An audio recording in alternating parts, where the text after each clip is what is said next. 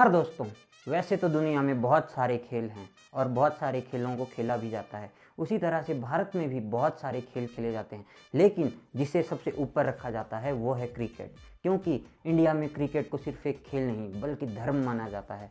और जब बात आती है आईपीएल की, जो कि इंडिया नहीं बल्कि पूरी दुनिया की क्रिकेट की सबसे बड़ी लीग है, तो उसे एक त्यौहार की तरह मनाया जाता है।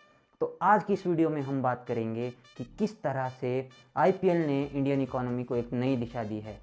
शुरुआती समय में आईपीएल को लेकर बीसीसीआई को बहुत सारी चुनौतियों का सामना करना पड़ा, जिसमें से एक चुनौती थी आईपीएल टीम्स की ओनरशिप को लेकर। इसीलिए बीसीसीआई ने बड़े बड़े बिजनेसमैन और बड़े बड़े अभिनेताओं को इसमें शामिल किया और उनसे कहा कि आप आईपीएल में आकर इन्वेस्टमेंट करें। और तब बहुत सारे बिजनेसमैन और अभिनेता जैसे कि शाहरुख खान और बिजनेसमैन जैसे विजय माल्या और भी बहुत सारे लोगों ने इसमें इन्वेस्ट किया, शिल्पा शेट्टी। और तब जाकर ऐसे ऐसे करके अलग अलग 8 टीमें बनी और उस समय 2008 में पहला आईपीएल राजस्थान रॉयल्स के नाम रहा। शुरुआती चुनौतियों को पार करने के बाद जब आईपीएल ने एक बार रफ्तार पकड़ी तो उसके बाद आईपीएल ने पीछे मुड़कर नहीं देखा, क्योंकि 2012 तक डीएलएफ आईपीएल का स्पॉन्सर रहा। तो 2012 तक डीएलएफ ने बहुत ही कम दाम पर उसके स्पॉन्सरशिप राइट्स खरीदे, लेकिन 2012 के बाद जब पेप्सी आईपीएल का स्पॉन्सर बना तो उसके बाद से आईपीएल के स्पॉन्सरशिप के दाम बढ़ गए और पेप्सी के बाद वीवो और अभी 2022 में हो रहे आईपीएल में टाटा आईपीएल का स्पॉन्सर है, जिसने कि 2 साल के लिए स्पॉन्सरशिप राइट्स 670 करोड़ में खरीदे हैं। तो आप इसी बात से अंदाज़ा लगा सकते हैं कि आईपीएल की ब्रांड वैल्यू आज क्या है। और बड़ी बड़ी कंपनियां आज आईपीएल में पैसा इन्वेस्ट करना चाहती है और बहुत बड़ी बड़ी कंपनियां, जैसे कि आपने देखा होगा जो बीच में आप मैच के दौरान एड्स आती है, उसमें आप ड्रीम 11, क्रेड और भी बहुत सारी कंपनियां जिसकी भी आप एड्स देखते हैं, उसके लिए टीवी ब्रॉडकास्टिंग जो कि अभी कर रहा है स्टार नेटवर्क, वो एक ऐड के लिए 15 से 18 लाख रुपए चार्ज करता है और ऐड की जो ड्यूरेशन होती है वो होती है 10 से 15 सेकेंड। तो अब आप अंदाज़ा लगा सकते हैं कि आईपीएल ने इन बीते सालों में कितनी ग्रोथ की है और जो भी लोग आईपीएल से जुड़े हैं वो हमेशा फायदे में ही रहे हैं। अभी के समय में आईपीएल की ब्रांड वैल्यू $4.7 बिलियन है और स्टार नेटवर्क ने आईपीएल के ब्रॉडकास्टिंग राइट्स खरीदने के लिए 16,347 करोड़ रुपए खर्च किए हैं। और अगले साल उनका ये ब्रॉडकास्टिंग राइट भी ख़त्म हो जाएगा, जिसके बाद फिर से ब्रॉडकास्टिंग राइट्स खरीदने के लिए बोलियां लगेगी और अनुमान लगाया जा रहा है कि 2023 के आईपीएल में ये बोली 50,000 करोड़ तक जा सकती है। तो एक ब्रॉडकास्टिंग राइट खरीदने के लिए इतना पैसा लगाया जा रहा है। वहीं पर बीसीसीआई प्लानिंग कर रहा है कि वो अगले 5 साल में आईपीएल को 1 लाख करोड़ की लीग बना देगा। तो इससे आप अंदाज़ा लगा सकते हैं आईपीएल की पावर का, कि आईपीएल अब सिर्फ एक लीग नहीं रह गई है बल्कि ये एक बहुत बड़ा बिजनेस मॉडल भी बन चुका है और सरकार को भी आईपीएल से बहुत ज़्यादा फ़ायदा होता है।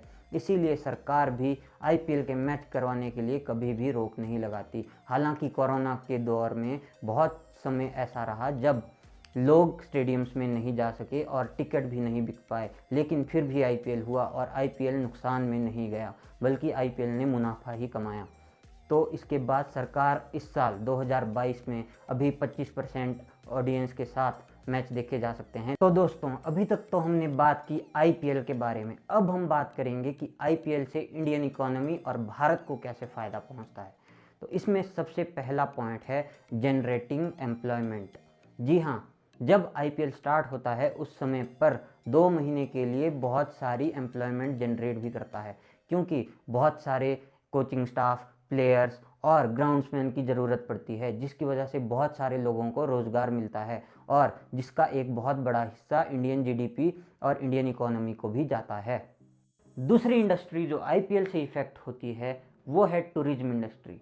वैसे तो भारत पूरी दुनिया में ट्रैवल डेस्टिनेशन में 36वें नंबर पर आता है, लेकिन जब बात आती है आईपीएल की तो बहुत सारे लोग दूसरे देशों से यहाँ पर आते हैं। खासकर वो लोग जिस देश के प्लेयर यहाँ आईपीएल में खेलते हैं उस देश के बहुत से लोग अपने प्लेयर को सपोर्ट करने और भारत के प्लेयर्स जो किसी भी और लीग में नहीं खेलते उन्हें देखने खास तौर पर आईपीएल में आते हैं, जिससे टूरिज्म इंडस्ट्री को बहुत ज़्यादा फ़ायदा मिलता है। आईपीएल इंडियन जीडीपी में भी बहुत बड़ी भूमिका निभाता है।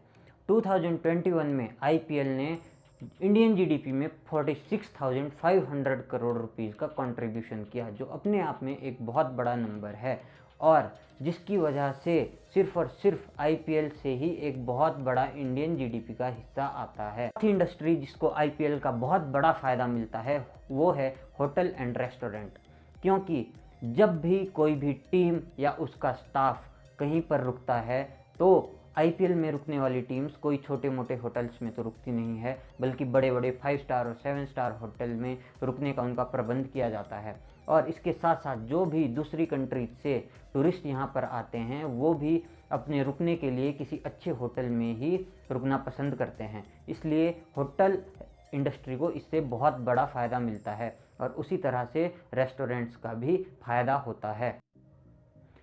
अभी तक हमने जो भी बात की वो सब प्राइवेट सेक्टर से रिलेटेड है, लेकिन अब हम बात करेंगे गवर्नमेंट के बारे में, क्योंकि गवर्नमेंट ऐसा तो है नहीं कि कोई भी काम जिससे गवर्नमेंट को फ़ायदा ना हो और गवर्नमेंट उसे ऐसे ही करने दे। इसलिए गवर्नमेंट को भी आईपीएल से बहुत ज़्यादा फ़ायदा होता है और वो फ़ायदा होता है टैक्स के रूप में।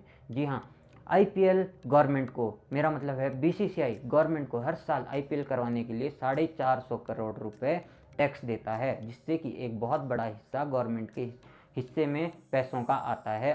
तो दोस्तों, वैसे तो दुनिया भर में बहुत सारी क्रिकेट लीग्स का आयोजन किया जाता है, जिसमें कि PSL, BPL, Big Bash League, Caribbean Premier League, Bangladesh Premier League, Sri Lankan Premier League, big और आपका पाकिस्तान सुपर लीग भी शामिल है। लेकिन अगर इन सब लीग्स को भी हम मिला दें तो भी ये आईपीएल का मुकाबला नहीं कर सकती, क्योंकि आईपीएल का बिजनेस मॉडल एक अलग लेवल पर है। और अगर आईपीएल इसी तरह से चलता रहा तो अगले 10 साल में आईपीएल दुनिया की सबसे बड़ी लीग्स में शामिल हो जाएगा और उसके बाद हम भी प्राउड से कह सकेंगे कि हमारे देश में भी एक ऐसी लीग होती है जो कि वर्ल्ड क्लास है। हालांकि मैं ये नहीं कह रहा कि अभी आईपीएल वर्ल्ड क्लास नहीं है, लेकिन फिर भी अभी कहीं ना कहीं कुछ कमियां हैं, जिसे इम्प्रूव करके अगले 10 सालों में आईपीएल को हम इस लेवल तक पहुंचा सकते हैं जिससे कि हमारे देश में आईपीएल की वजह से इंफ्रास्ट्रक्चर भी बिल्ड होगा और आईपीएल की वजह से बहुत ज़्यादा ग्रोथ भी होगी। तो मैं उम्मीद करता हूं कि आपको मेरी ये वीडियो इन्फॉर्मेटिव लगी होगी और आईपीएल के रिगार्डिंग आपको बहुत सारी बातें समझ आई होगी, क्योंकि कुछ लोग हमारे देश में ऐसे भी हैं जिन्हें क्रिकेट नहीं भी पसंद है। हालांकि वो किसी इंडिविजुअल की अपनी एक सोच है कि उसे क्या देखना चाहिए और क्या नहीं, लेकिन आईपीएल हमारे देश की इकोनॉमी में एक बहुत बड़ी भूमिका अदा करता है। इसलिए मेरी हर एक व्यक्ति से अपील है कि वो आईपीएल को ज़रूर देखे, क्योंकि अगर हम ही आईपीएल को नहीं देखेंगे तो दूसरे देशों में उसकी व्यूवरशिप कैसे जाएगी, जबकि दूसरे देश खुद ये मानते हैं कि आईपीएल दुनिया की क्रिकेट की सबसे बेस्ट लीग है। तो दोस्तों, मैं उम्मीद करता हूं कि आपको ये वीडियो अच्छी लगी होगी, पसंद आई होगी।